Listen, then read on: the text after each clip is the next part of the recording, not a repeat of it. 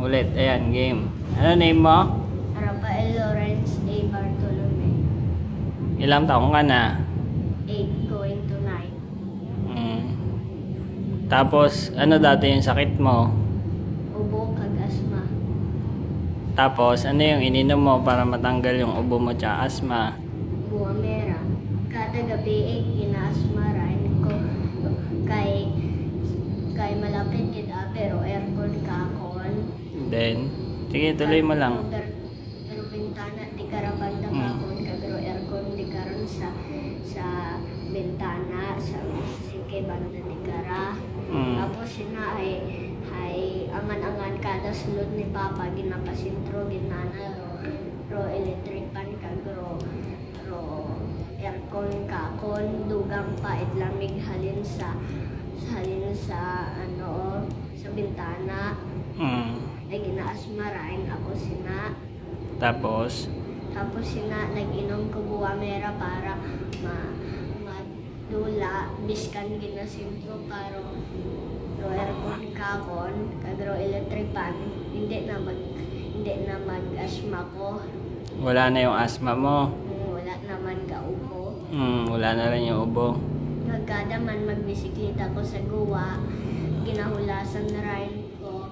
Ay, gainom gid ako antes ko magbisikleta kag tapos na akong bisikleta kay ginahulasan na rin ko. Kag antes man ako magkaon, ga inuman ako ng buwamera kag ga inuman ako buwamera after ng pagkain nakin. Kasi para may appetite ko pag inom ng tubig kag pagkain. So, wala ka ng maintenance ngayon para sa asma? Wala. Wala na. Ibang maintenance na iniinom, vitamins, wala din. Wala na. Buwamera lang. Kasi nung una, yung aking ginainom ay abukid, Nutrilin, anti-allergy, Allerkid, Silin, abuk pa. Abo pa. Makaron hay buwamera kag tablitas na lang ako ginainom. Tatlo na lang sanda. Hatong tablitas ginabutang ko sa tinapay ginahimo kong turon kag ginakaon ko ay powder abi ang sulod. Tapos inuman ako tablitas nga anti-allergy hay para ginakaon ko tapos ginapasundan ko tubig.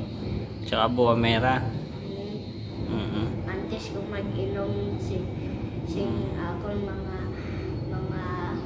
tablitas gainuman ko buwamera para madali. Oo, sige.